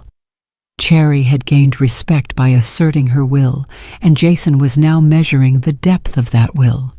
He needed her to be indispensable, but he also needed to ensure she remained compliant. "I operate under your command, Jason," Cherry said, her voice remaining level. "My loyalty is to the structure we are building. I am simply ensuring that structure is resilient enough to withstand any challenge." She knew that the final test was coming. Jason had invested in her, trusted her implicitly with the most sensitive information, and even shared a moment of powerful intimacy that blurred their lines of authority. But in the Mafia, power was a zero-sum game. She had proven she could handle command, and soon Jason would be forced to decide whether her competence was a shared asset or a growing threat to his singular throne. Her path from the shy waitress to the core strategist had been complete, and the only path left was upward, a path that inevitably put her in direct contention with the man who had pulled her from the wreckage of her old life. She was no longer fighting for survival. She was fighting for dominance within the framework of her new existence. Chapter 9. The Price of Loyalty. The fragile stability that Cherry had built into the Vesper Group was challenged not by an external enemy, but by a sudden, devastating internal crisis. The problem originated in the digital realm, a sophisticated, aggressive hack that targeted the group's deeply encrypted digital currency portfolio. The attack was designed not just to steal, but to cripple their liquidity, striking at the very decentralized exchanges that Cherry had championed as their shield. The crisis exploded onto the holographic map late one afternoon. The usually calm green indicators of the digital assets turned a frantic, pulsating red. Millions of dollars were disappearing, not through theft, but through clever regulatory traps triggered by the hacker. Cherry and Jason stood side by side in the silent command center, the glow of the flashing emergency lights reflecting in their eyes. "This is professional, Cherry," Jason observed, his voice utterly devoid of panic, though his body was coiled with tension. He was wearing his usual tailored attire, the very image of a handsome, well-bred young man, making the reality of the impending financial ruin seem impossible. "They are not trying to steal the coin. They are trying to force a regulatory audit. They want to expose us to the government, using our own complexity against us. Who has the capability?" Cherry was already working, her fingers flying across the controls, analyzing the intrusion points. Her black hair was tied back, and her green eyes were narrowed in intense concentration. She barely registered his presence, focusing entirely on the logic puzzle before her. "It is internal, Jason, or at least the initial access point was internal," Cherry reported, her voice sharp and rapid. "The firewall breach came through a rarely used service account belonging to Arturo, the man who handles our East Coast imports. He's either incompetent or compromised." Arturo was one of Jason's oldest associates, a grizzled veteran who had been with the Vesper Group since Jason was a boy. He was part of the old guard that viewed Cherry, the former waitress, with open resentment.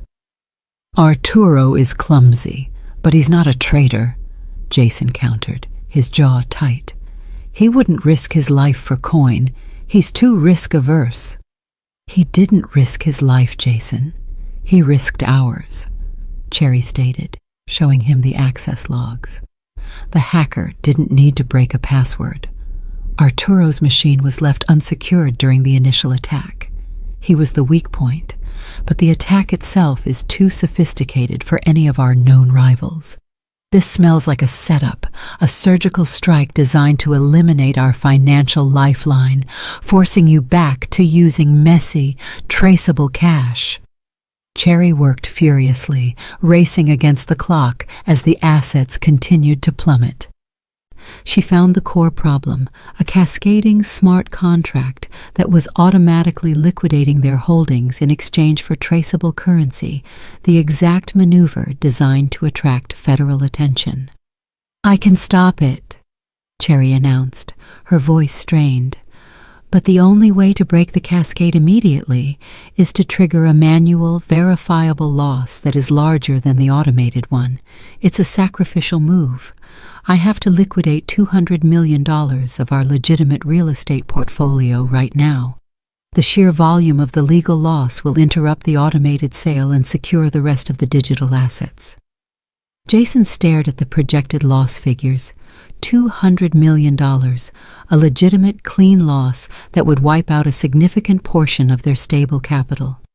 It was a massive financial punch, but it was necessary to save the entire digital empire.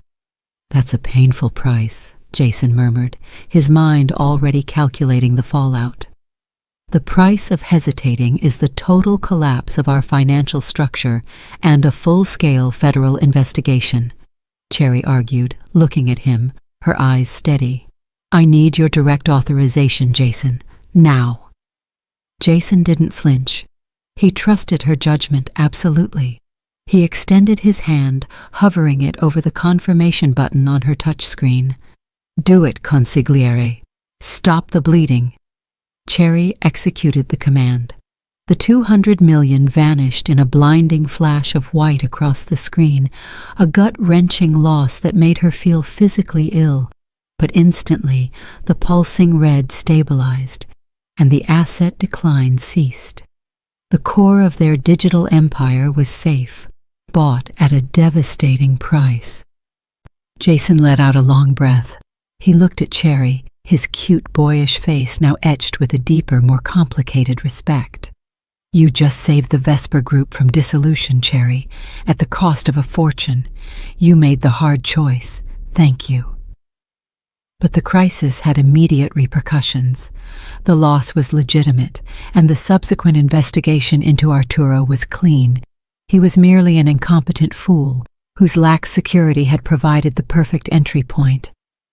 However, the old guard, led by a powerful, silent faction that resented Cherry's swift rise, saw only two things: that Cherry had lost $200 million, and that she was the one who implicated Arturo, a man who had served Jason for decades. The day after the crisis, Jason received a discreet but firm communication from 3 key faction leaders. They demanded that Cherry be reassigned, stripped of her operational authority, and returned to a purely accounting role. They argued that her lack of field experience and her massive financial loss proved she was a liability. The implication was clear. If Jason did not acquiesce, the organizational friction would become violent. Jason was furious. He knew this wasn't about the money. It was about power. And Cherry was the symbol of his new order versus their old way of doing things.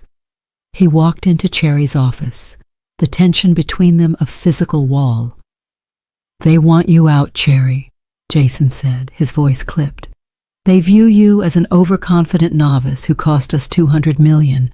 They are demanding that I bench you." Cherry looked up from her desk. She was already working on a plan to recover the loss through a series of tactical acquisitions. She didn't look surprised, only resolute.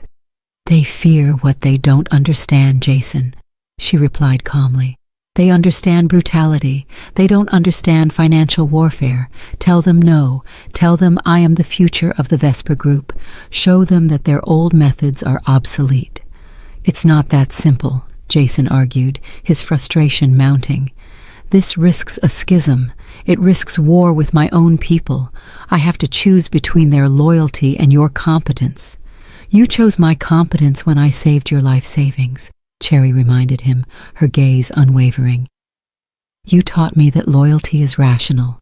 Their loyalty is based on fear and tradition. Mine is based on results.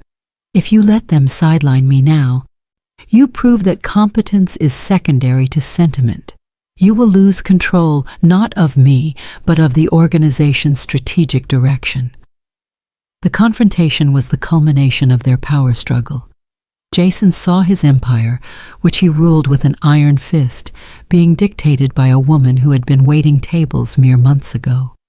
The cute, boyish appearance he wore, usually such a weapon of deception, felt like a constraint. He needed to be brutal, decisive, and terrifying, and the old guard expected him to act traditionally. But Cherry was forcing him into a new, complex game of strategic chess. I will not be sidelined, Jason, Cherry stated, standing up, her hand resting firmly on the heavy signet ring. If you choose them, I walk, and I take every piece of financial information and every strategic insight with me. You will be left with paper accounting and brute force. They may be loyal, but they will drown you in their own incompetence. The air was electric. Cherry's ultimate choice was not just loyalty to Jason, but loyalty to the strategic, powerful force she had become. She was demanding that he acknowledge her necessity, even if it meant risking a civil war within his own house. The morning after Cherry's ultimatum was the quietest the penthouse had ever been. Jason had spent the night in meetings, his command of the situation tested as never before. The old guard was dug in, demanding Cherry's removal as a condition of their continued cooperation. Cherry worked in her office, utterly focused, preparing for the inevitable confrontation, knowing that in the world of the Mafia, a stalemate was a prelude to violence. Jason finally entered her office just after dawn. He looked tired, the exhaustion slightly eroding the perfection of his handsome boyish mask. He stood in the doorway, blocking the view of the city. They gave me their terms, Cherry, Jason said, his voice flat. They want the signet ring. They want you out of the command center and back in a box labeled accounting. Cherry closed her laptop, her green eyes cold and steady. And what did you tell them? Jason walked to her desk, not leaning on it this time, but standing tall and imposing. I told them that they are relics, that the old ways of doing things are unsustainable, that their fear of complexity is a greater threat to the Vesper Group than any rival gang or federal agency. He looked at her, his honey eyes piercing, filled with a complex mix of admiration, anger, and something akin to reluctant love. I chose you, Cherry. I chose your competence. I chose the future you represent. He reached out, his hand going not for the signet ring, but for the back of her head, his touch firm and possessive. He pulled her gently toward him, their eyes meeting in a moment of pure, dangerous intensity. This was the true resolution to their power struggle, an intimate, physical acknowledgement of their necessary shared rule. You win, consigliere, Jason murmured, his voice a low, rough confession. But understand this, your victory is my power, your power is my power, we are one unit. He kissed her then, a demanding, comprehensive kiss that spoke volumes about their intertwined destinies. His lips were forceful against hers, claiming rather than asking, his tongue pressing past her teeth with an intensity that made her gasp. It was a confirmation of her strategic importance and the profound, strange connection that had sparked over a $12 meal. The kiss was not soft or apologetic. It was raw, hungry, an embrace of their shared darkness and dangerous desires. Cherry responded with equal fervor, her fingers gripping the lapels of his tailored jacket, pulling him closer. She could taste the whiskey and coffee on his lips. could feel the controlled power in his body as he pressed her against her desk.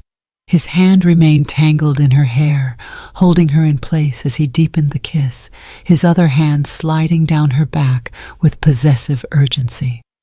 When he finally pulled back, both of them were breathing heavily. His honey eyes were dark with desire, the boyish charm temporarily erased by raw masculine need. "Fuck what they want," Jason growled against her lips, his voice rough and low. "You're mine, Cherry. Every brilliant thought in that head, every strategic move, every second of your existence, it all belongs to me." Cherry's breath caught, her cheeks flushed. She had never heard him speak with such raw intensity, such primal claim. The careful, controlled crime boss had been stripped away, leaving only the man underneath, dangerous, hungry, and entirely focused on her. "I'm not yours to own," she whispered back, her voice throaty with desire. "I'm yours to build with. There's a difference." Jason's smile was dark and dangerous. "Is there?" He kissed her again, this time slower, more deliberate, letting his teeth drag against her lower lip. "We'll see." His hand moved to her thigh, pushing up her skirt with careful intent. Cherry's breath came in short gasps as she felt the heat of his palm against her skin. She wanted to maintain her composure, to assert her independence, but the feeling of his mouth on her neck, sucking gently at the sensitive skin below her ear, made coherent thought nearly impossible. "Jason," she breathed, her hands moving to grip the edge of her desk behind her. "Yes?" His voice was teasing, his lips trailing kisses along her collarbone. "Say my name like that again. I like it." "We should," she started, but he cut her off with another kiss, this one absolutely filthy. His tongue dominated hers as his hand found its destination, and Cherry's eyes fluttered closed as waves of pleasure shot through her. She bit his lip, hard enough to taste blood, and he groaned into her mouth, the sound primal and possessive. "Fuck, Cherry," he muttered against her lips. "You drive me insane." He pulled back just enough to grip her hips and lift her onto the desk, scattering papers and her laptop in the process. She didn't care. The only thing that mattered was the feel of him between her thighs, the demanding pressure of his body against hers, the heat of his mouth as he kissed her like he was trying to consume her whole.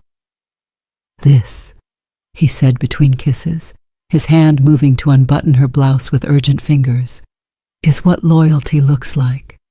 This is what power looks like when two people refuse to settle for less than total domination of their world." He pushed the fabric aside, exposing her collarbone and the swell of her breasts. He kissed along her skin, his mouth hot and insistent. Cherry threw her head back, her fingers threading through his hair, pulling and gripping as pleasure spiraled through her. "You're mine, Cherry," he repeated, his voice muffled against her skin. "Say it." "No," she gasped, even as her body betrayed her need for him. "I'm my own." He pulled back, his honey eyes blazing. "Say it." She looked at him, breathing heavily, and something in her expression made him smile, that dark, dangerous smile that had nothing to do with boyish charm and everything to do with hunger. "I'm yours," she whispered. Louder. "I'm yours, Jason," she said, her voice stronger now, claiming the power in the admission. "But you're mine too, that's the deal."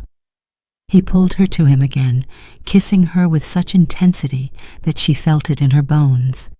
This kiss was a contract, a merger of equals that transcended traditional notions of possession. They weren't conquering each other. They were merging into a unified force. When he finally pulled away, his shirt was partially unbuttoned, her skirt was hiked up around her waist, and both of them were flushed and breathing hard. Jason rested his forehead against hers, his voice low and rough. Then let's rule together. Let's build an empire that makes everyone else look like children playing with wooden toys. Agreed, Cherry whispered. She pulled back just enough to see his face. She reached down, taking his hand and placing it over her heart. Because I'm not going anywhere. This, she gestured around the office. This is what I was meant for. And you're what I was meant for. We're unstoppable. He pulled her close again. And they stood together in the embrace of power and possession, their silhouettes merging into one unified shape, two powerful forces that had chosen to become one, bound not by tradition or sentiment, but by mutual ambition and something deeper, something neither of them fully understood. Come here, Jason murmured, and led her toward the leather sofa in the corner of her office. What followed was a continuation of their earlier passion, more intimate now, but no less intense. The soft sounds of their connection, the whispered words of desire and possession, the gentle gasps and rougher groans filled the private space. When they emerged an hour later, Cherry's hair was disheveled. Her lips were swollen and reddened, and Jason had faint scratch marks visible on his shoulder where his shirt hung open. They straightened their clothing in comfortable silence, an understanding passing between them. This was their life now, power and passion intertwined, inseparable and overwhelming. Within 48 hours, the internal schism was neutralized. The old guard members were not killed, but effectively bankrupted and isolated. They were left with their titles, but without their power, their assets tied up in complex legal battles that only Cherry's specialized knowledge could solve, a solution she had no intention of offering.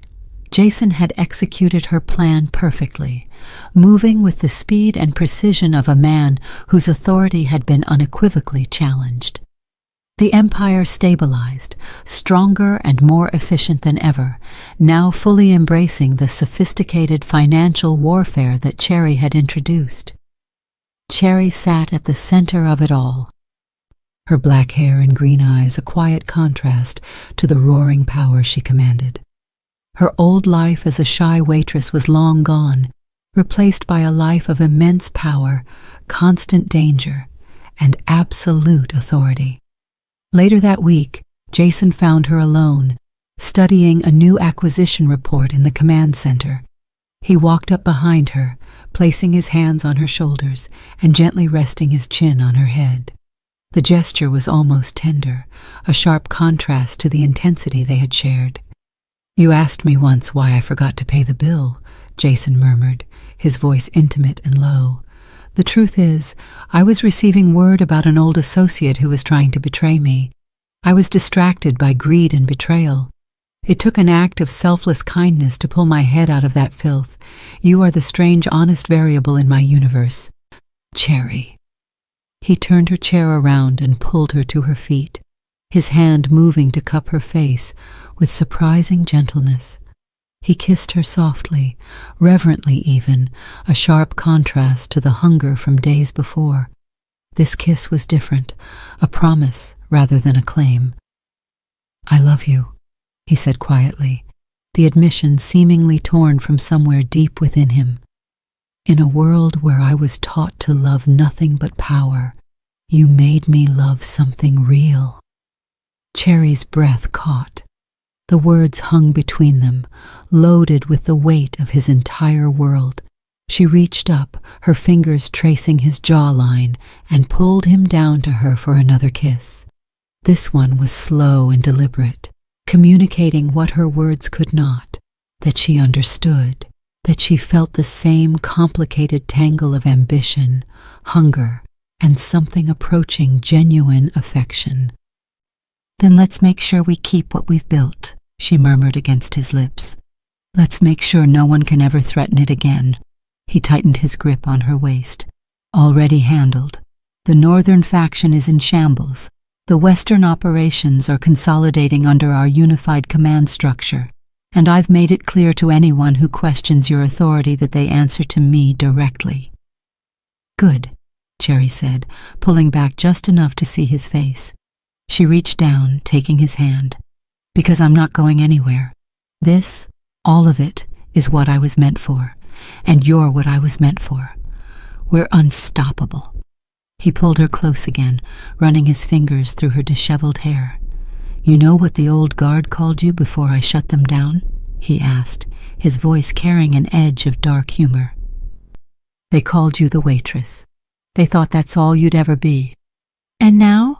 Cherry asked, though she already knew the answer. She could see it in the way he looked at her, the way every subordinate in the organization deferred to her, the way power seemed to radiate from her presence. "Now you're the woman who sits at my side and runs this empire better than anyone ever could," Jason said, his voice firm. "You're the woman I trust with my life, my fortune, and my future. You're the woman I love." He kissed her again, deep and thorough, a seal on the promise between them.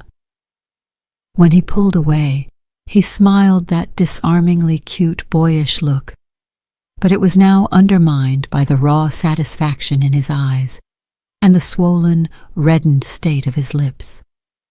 "Come on," he said, taking her hand and leading her back toward the command center. "We have an empire to run." Cherry sat at the center of the command center, now fully and unquestionably established as the Mafia's new consigliere, perfectly positioned at the heart of their shared throne. Jason stood beside her chair, his hand resting possessively on her shoulder as they reviewed the night's operations. "The logistics reports for the Northern Corridor," she said, her voice cool and professional despite the faint marks on her neck, "indicate optimal performance. We're running at 98% capacity."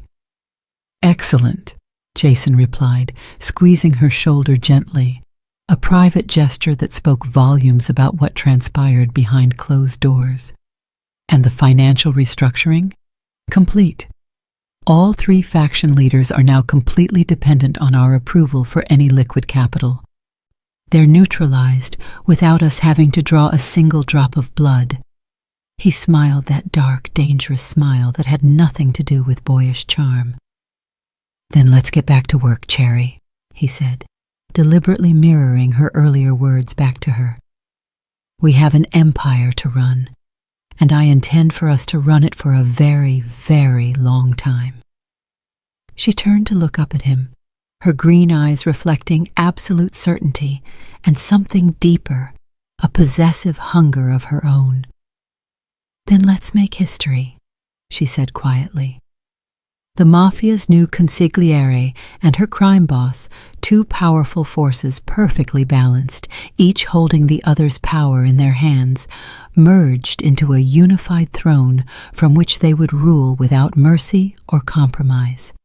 Their empire had just begun, built on financial warfare, strategic brilliance, and a dangerous love that neither could deny. From a $12 meal to an empire, they had built something unprecedented, something unstoppable. The holographic displays glowed around them, casting their silhouettes in shades of blue and green, a visual representation of the new order they had created. Together, they were invincible. Thank you for staying with me until the very end of this incredible journey. If this story touched your heart, wait until you see what's coming next.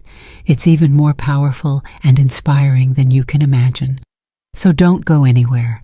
Click on that video showing on your screen right now to dive into another amazing story that will absolutely blow your mind. Trust me, you won't regret it.